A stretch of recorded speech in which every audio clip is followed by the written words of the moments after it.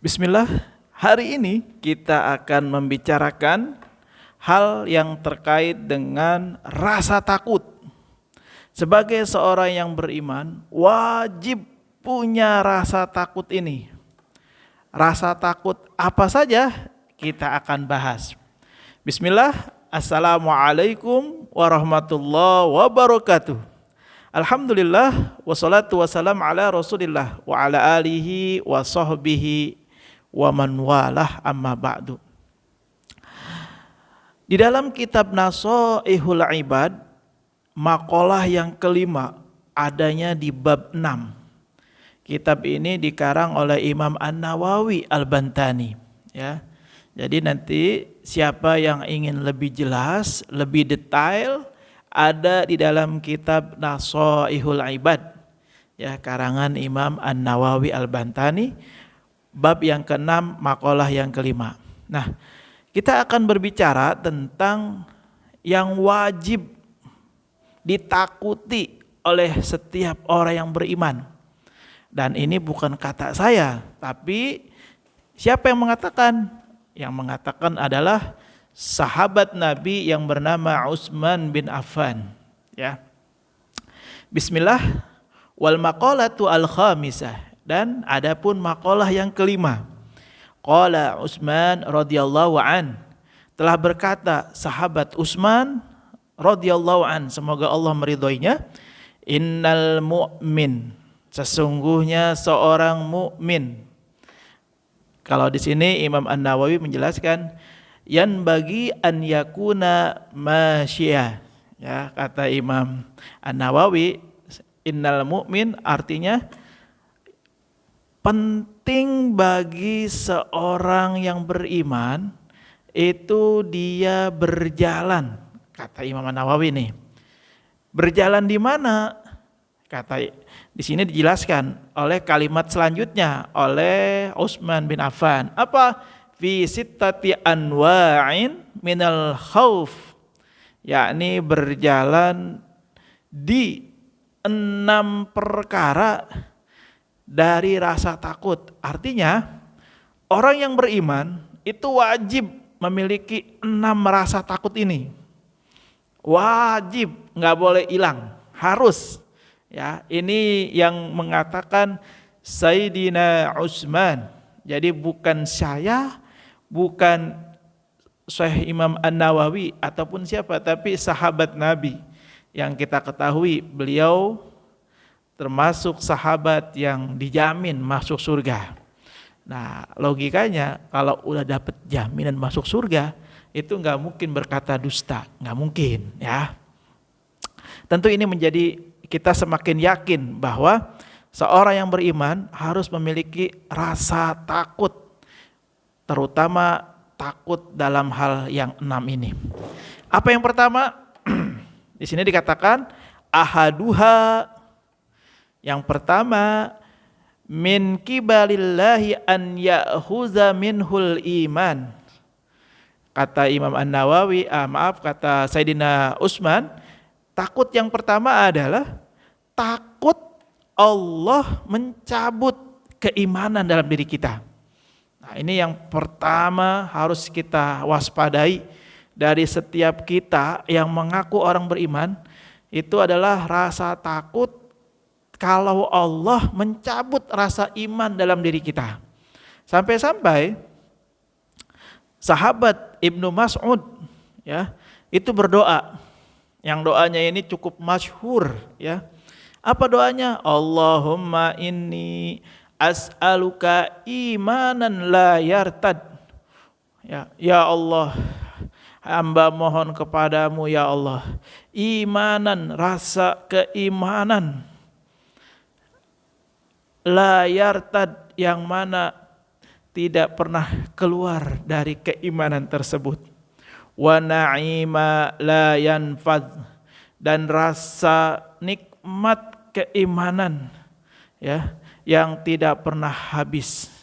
Wa qurrata ainin, dan kesenangan hati yang tak pernah putus. La tanqati'u wa murafaqata nabiyyika Muhammadin sallallahu alaihi wasallam fi a'lal jananil khuld. Kata sahabat Ibnu Mas'ud, sesungguhnya kesenangan yang tidak pernah putus ini adalah dan menemani Nabi Muhammad sallallahu alaihi wasallam. Sahabat Ibnu Mas'ud dalam doanya, beliau selain takut imannya lepas, terus juga nikmatnya hilang, juga beliau minta agar apa? Bisa menemani Nabi Muhammad sallallahu alaihi wasallam. Di sini dikatakan, kata Ibnu Mas'ud, sesungguhnya bersama Rasulullah itu lebih mulia, lebih tinggi derajatnya dari surga itu sendiri. Karena apa? Surga diciptakan untuk Nabi Muhammad. Yang kedua, orang yang beriman wajib punya rasa takut yang kedua. Apa itu? Min kibalil hafazah, ay al-katibina lil a'malil ibad. Yang kedua adalah takut dari malaikat hafazah. Di sini Imam An-Nawawi menjelaskan al-hafazah ay al-katibina lil a'malil ibad. Malaikat yang suka mencatat amal-amal hambanya. Ayyaktubu alaihi ma yaftadihu bih yaumal qiyamah, yakni malaikat yang dapat menulis atas orang yang beriman pada sesuatu yang akan membuka aib baginya di hari kiamat. Jadi malaikat hafazah ini adalah malaikat yang tugasnya mencatat semua amal setiap hamba yang nanti catatan itu akan diperlihatkan di hari kiamat. Ya. Anin Nabi sallallahu alaihi wasallam pernah Nabi bersabda dalam sebuah hadisnya, fuduhud dunya ahwanu min fuduhil akhirah. Terbukanya aib di dunia itu lebih ringan dibanding terbukanya aib di akhirat.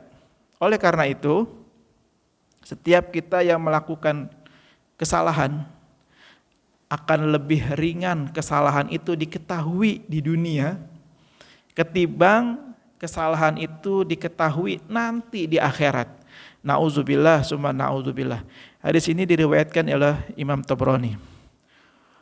Wa qala al-Manawi, telah berkata Imam al-Manawi, ay al-'arul hasil lin nafsi min kashfil aib fid dunya bi qasdi tanassul minhu ahwanu min kitmani ila yaumil qiyamah hatta yantashira wa yashtahira bil mauqif.